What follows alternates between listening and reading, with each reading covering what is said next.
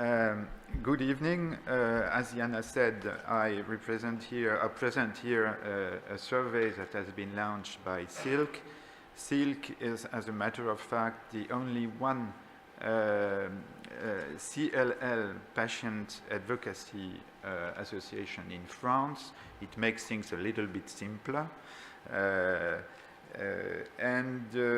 My colleagues, because at that time I was not member of Silk, started from some important statement.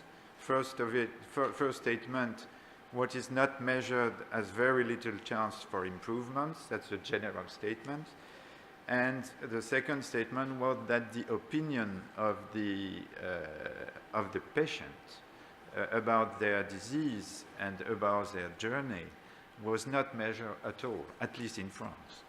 So the target was to measure the opinion of the patient at this time, to analyze the results, and to try and adapt the behavior of the association in front of different players. So that's exactly what has been done. In 2013, so it's not an up-to-date version. As you will see, we are trying to launch a new survey. It was a homemade survey because one of the members of the board of Silk was rather had skills about those surveys and, of course, IT skills as well. 4,000 questionnaire has been distributed. It's a great amount, and mainly to the hematologists. And we got 1,000 answers, which mean 25% response ratio, which is pretty good. And that's probably something to do that the questionnaire has been redistributed by the hematologists to their patients.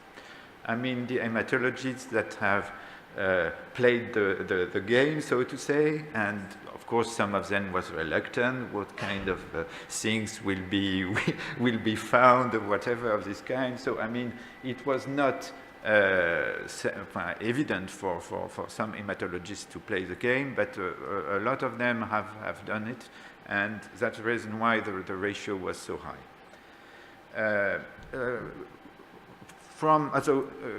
Silk is also dealing with Waldenström disease, so it was a mixed survey. We will focus here on the CLL patient, of course. Means 830 patients CLL. Without any surprise, you see that the median age is 67 years, so it's a disease rather for old persons, for sure. A majority of males, it's not a surprise either. Interesting enough, 81% were married. Well, it plays a role about the person that accompanied the patient in the journey. Well, that's the same, but you see the curve. So it's really a disease for elder patients. That's a point which is quite important, not a surprise either, for CLL at least. The diagnosis trigger comes mainly from checkups, so be it routine checkups or be it occasional checkups. Symptoms represent only 20% of the diagnosis. I mean, from the patient that answered the question. I forgot to say, those are gross figures, not, let's say, statistically corrected figures such as pools for elections, for instance. But pools for elections are not that correct either, so as we saw recently. So that's something else. Which was probably a surprise, even for the hematologist at this time, I must precise, that fatigue was a very, very important symptom. You see no symptom on the left, on the middle fatigue, and on the right, let's say, feeling unwell, which is more or less the same. So it's really the predominant symptom that has been found.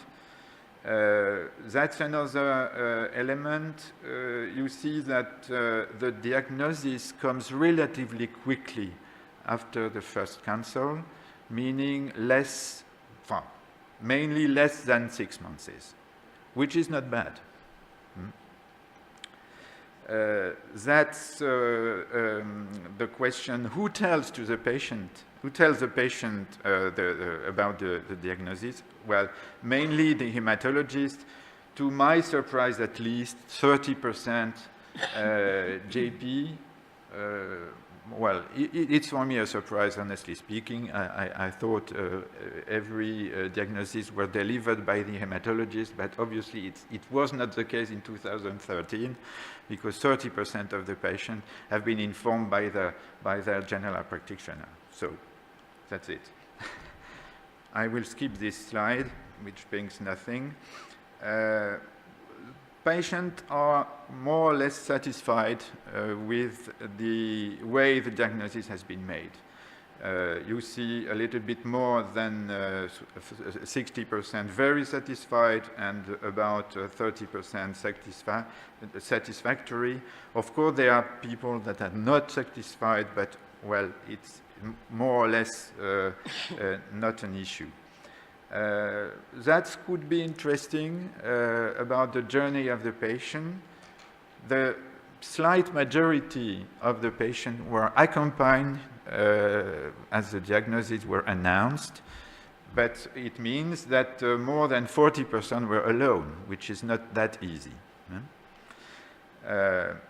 That's the situation, the state of mind before the announcement. Well, you see that 57% were worried, and 53% quiet or neutral, which means that the delay between the first consult and the first announcement of the diagnosis is quite important, and because it's a period you don't know, and you may be more worried than after the diagnosis. And that's exactly what appears. I have not the figures on this slide, but let's say that mainly the diagnosis, the announcement of the diagnosis means a certain relief, even, of course, if the diagnosis is positive. I mean positive for CLL patient. That's a point about the accompanying person. Well, I think it's important to have in mind that, for instance, 80% of the patients were married, as I said. And of course, the state of mind of the partner is quite key in this process. And you see, just after the diagnosis announcement, the accompanying person were worried. A third of them. Some of them were comforting, but not that much, not that many. And of course, surprised. But let's say, you can always be surprised if you get such a news. That's a point about how hematologists explain the disease. I think it's key also. And if you look at this chart, you see that the lowest results, the lowest ratios, are about the cause of the disease, the different stages of the disease, and for me it's quite relevant, the side effects. I mean, it is probably what has been said already in this conference. A lot of hematologists used to say, well, don't worry, just wait, is the good cancer, and whatever. But to explain the causes, to explain the different stages that could come, and to explain the side effect that could be met, it's another question. For sure, it's more difficult. That's something that comes as well. Between 1/4 and 1/3 of the patient tells they need more than one consultation to understand their disease. So we'll see that it is, of course, a key issue for us as an association. Some of the patients understand quickly, but it is quite important to notice it's Waldenström, it's not CLL. But almost 10% of the Waldenström patients still don't understand their disease. So, I mean, there is a lack of information anyhow, especially in the disease that are a little bit complicated. And let's say that Waldenström is a little bit more complicated, even more complicated than CLL, which is already rather complicated. And 3/4 of the patients are seeking information, for instance, in internet or via different doctors or associations.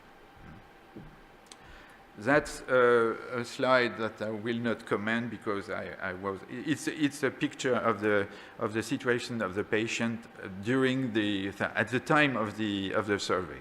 Were they under treatment? Were they waiting? Were they in remission? Under relapse, etc. It's not a surprise. I think we already had some slide of this kind. It's absolutely not a surprise. That's another point. It's clinical trial. Well, I think those figures are quite high, and surprisingly high, I would say. 36% of the patients know what clinical trial means that they have heard about it. 43, I have a little doubt about these figures. I checked these figures, but it seems to me quite high. I will see in the next survey. Of the treated patients were proposed a clinical trial, and 83% did accept the clinical trial when proposed. This figure, 83%, is not a surprise for me, but the figure 43, well, let's say I am a little bit skeptic. Comorbidity at the time of the survey, once again, it's a lot, obviously. 65% had some kind of comorbidity at the time of the survey. It's a huge ratio. That's another point, of course. Whom did you tell? Because if you get information, the question is, do you keep the information for yourself, or do you share the information of your disease with your environment? And obviously, it's much easier to speak to the partner and to the children than to speak to friends or colleagues. I mean, it is probably well. They don't, obviously, they don't dare telling that because probably it would change the environment itself. So, I mean, that is something which is important.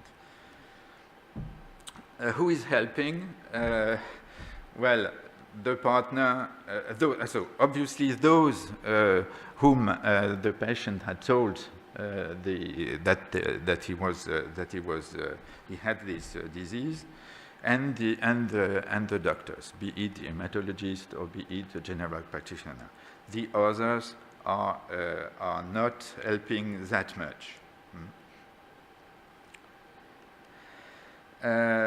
Life with CLL, I already said it was true at the very beginning, meaning by the diagnosis if there were symptoms, but afterwards it's the same. The main symptom is fatigue, and it is something that has, in 2013, even surprised some hematologists.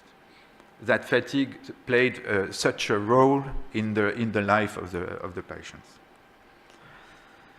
type of fatigue, or lasting fatigue versus waves of tiredness. You see rather waves of tiredness than lasting fatigue. It much depends on the stage of the disease, of course. That's something I have no enough time to show all the charts, but it is clear that this disease has a major impact on the life of the patients. Various areas are affected: family, social life, business activities, sexual life, personal image, and that's probably the reason why some are not so keen to share their own situation with the environment, especially with in the business area, and especially as far as personal image is concerned. A surprising figure, I really wonder, 30% of the patients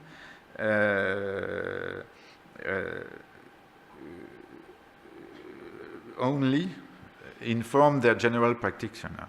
Well, okay, we will check with the next survey, but it's really a surprise for me. Maybe, after all, maybe. So, excuse me, but some subtitles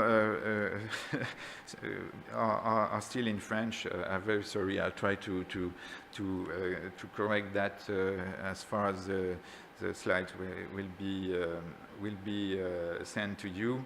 But it's an important one because it has to do with the role of the well, it's it's in English. How is it? No, yeah. I did it for you. Thank you. Just love that. Hopefully I did it right. Well, that's right. That's perfect. That's perfect. Thank you, Lorna. Because I sent some slides with subtitle in French, yes. and I get here slides with subtitle in English. Well, we have a vice chairman, which is really extraordinary. So the first, as you see, the first role expected from the patient, the first role is access to medical information. Well, it was not that evident, and for each role we try by Silk, and the use we made of the survey is for sure quite important. We developed, of course, an important website. If you have the opportunity to visit the website of Silk, it is, of course, in French, but there is a Google online translation available, so you can have some information. Of course, we deliver a lot of medical information on this site. Of course, not from our own production, but from different sources. The second one is, it's quite important, lobbying and health policy. Lobbying towards health policy, and that's something extremely important. And it's important in front, of course, of all the players in this area. The physicians, for sure, the hospitals, for sure, but also the public authorities that are decision makers in this area. We saw that in Great Britain with regard with the availability of the drugs.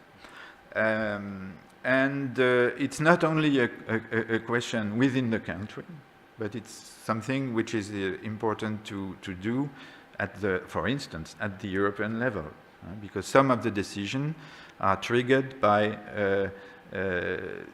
European guidelines.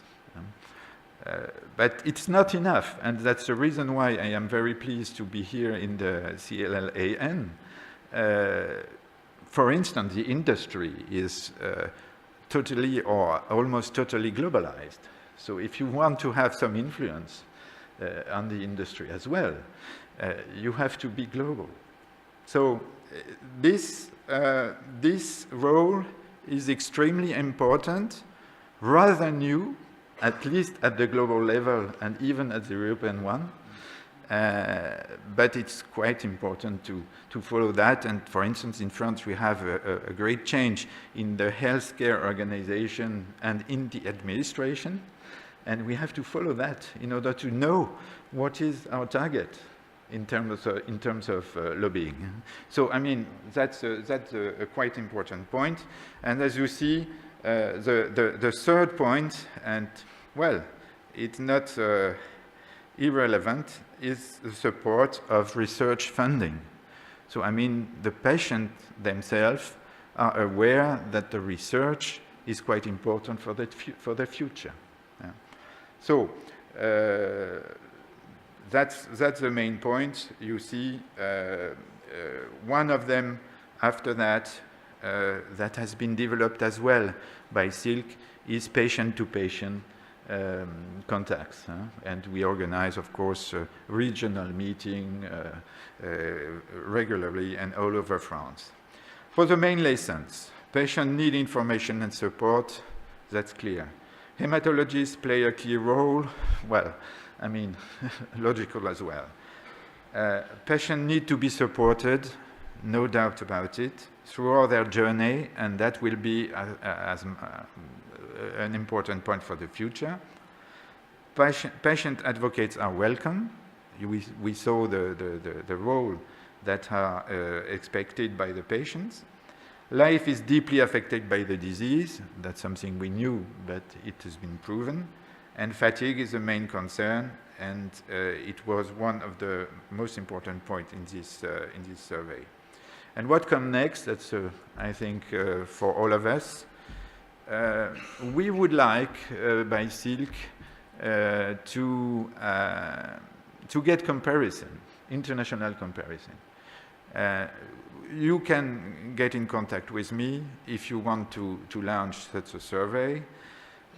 We have an English version of the questionnaire, so you don't need to reinvent the wheel if needed.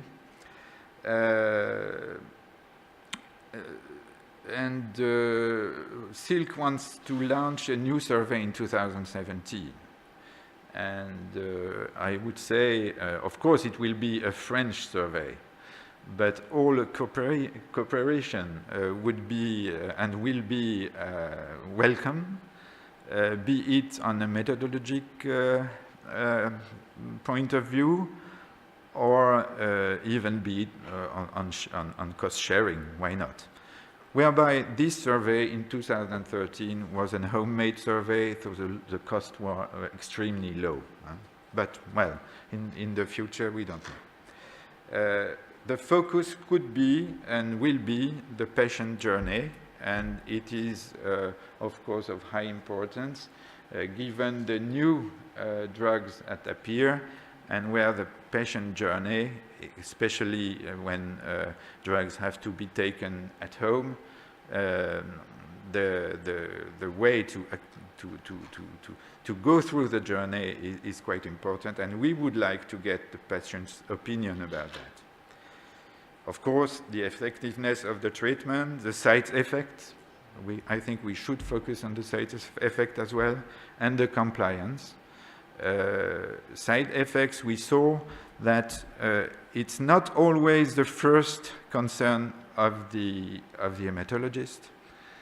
The first concern of the hematologist is often to get rid of the disease, I mean the blood disease, the rest being something else. So, I mean, that's certainly a point we would emphasize in the new survey, and the compliance, of course, as well. So, thank you for your attention, and don't hesitate to visit our site.